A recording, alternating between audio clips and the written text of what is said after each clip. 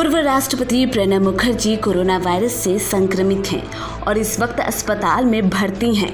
बीते दिन उनकी ब्रेन सर्जरी हुई और अब वो वेंटिलेटर सपोर्ट पर हैं। ऐसे में देश के अलग अलग हिस्सों में उनके लिए दुआओं का दौर शुरू है। चलिए आपको बताते हैं प्रणब मुखर्जी के जिंदगी की कुछ अहम कहानियां। प्रणब मुखर्जी का जन्म 11 दिसंबर 1935 में पश्चिम बंगाल के बीरभूम जिले में हुआ था। उन्होंने शुरुआती पढ़ाई बीरभूम में ही की और बाद में राजनीतिक शास्त्र और इतिहास विषय में एमए किया। उन्होंने कोलकाता विश्वविद्यालय से एलएलबी की डिग्री भी हासिल की। प्रणब मुखर्जी 1966 में 5 बार राज्यसभा के लिए चुने गए। बाद में उन्होंने चुनावी राजनीतिक में भी कदम रखा और 2004 से लगातार 2 बार लोकसभा के लिए चुने गए। उनकी राजनीतिक सफर की शुरुआत साल 1969 में हुई। भारत की भूतपूर्व प्रधानमंत्री इंदिरा गांधी की मदद से उन्होंने सन 1969 में राजनीति में प्रवेश किया।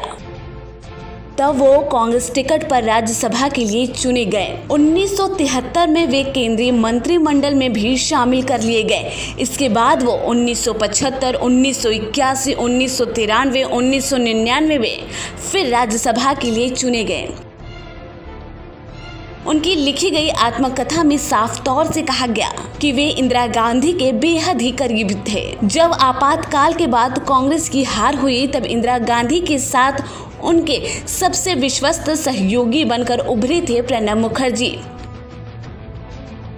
वही बात करें 1980 की तो वे राज्यसभा में कांग्रेस पार्टी के नेता बनाए गए। इस दौरान प्रणब मुखर्जी को सबसे शक्तिशाली कैबिनेट मंत्री माना जाने लगा और प्रधानमंत्री के अनुपस्थिति में वे कैबिनेट की बैठकों की अध्यक्षता करते थे। इंदिरा गांधी की हत्या के बाद प्रणब मुखर्जी को प्रधानमंत्री पद का सबसे प्रबल दावेदार माना जा रहा था, लेकिन तब कांग्रेस पार्टी ने राजीव गांधी को प्रधानमंत्री के लिए चुना। 1984 में राजीव गांधी सरकार में उन्हें भारत का वित्त मंत्री बनाया गया। बाद में कुछ मतभेदों की वजह से प्रणब मुखर्जी को वित्त मंत्री का पद छोड़ना पड़ा। वे कांग्रेस से दूर हो गए और एक समय ऐसा आया जब प्रणब मुखर्जी ने एक नई राजनीतिक पार्टी बनाई। उन्होंने राष्ट्रीय समाजवादी कांग्रेस का गठन किया।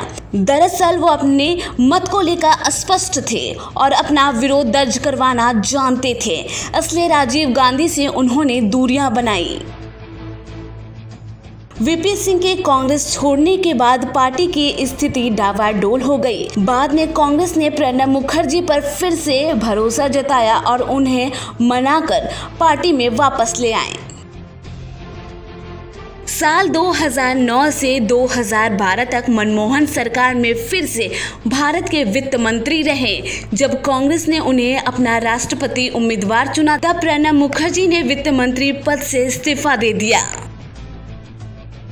देश के सर्वोच्च पद पर आसीन होने वाले वे पश्चिम बंगाल के पहले व्यक्ति बने।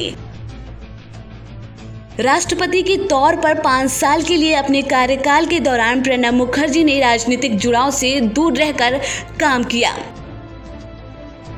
8 नवंबर 2016 को जब प्रधानमंत्री नरेंद्र मोदी ने 1000 और 500 रुपए के पुराने नोट बंद करवाने का फैसला लिया तो विपक्षी दलों ने काफी हो हल्ला मचाया।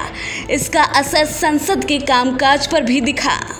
लगातार शोर शराबे की वजह से काम में रुकावट पर उन्होंने चिंता जताई और कहा कि विपक्षी दलों को सदन को काम करने देना चाहिए। प्रणब मुखर्जी सिर्फ नाम के राष्ट्रपति नहीं रहे, उन्होंने अपने अधिकारों का बखूबी उपयोग किया और ये साबित किया कि वे गणतंत्र के प्रधान हैं। देश की बदलती स्थितियों पर भी उनकी लगातार नजर रही। प्रणब मुखर्जी ने अपने कार्यकाल में कई बार सरकार को चिताया और कहा कि देश का माहौल खराब हो रहा है और सरकार को इस पर ध्यान देना चाहिए। वहीं 8 अगस्त 2019 को प्रणब मुखर्जी को भारत रत्न से भी सम्मानित किया गया। Bureau report, star news.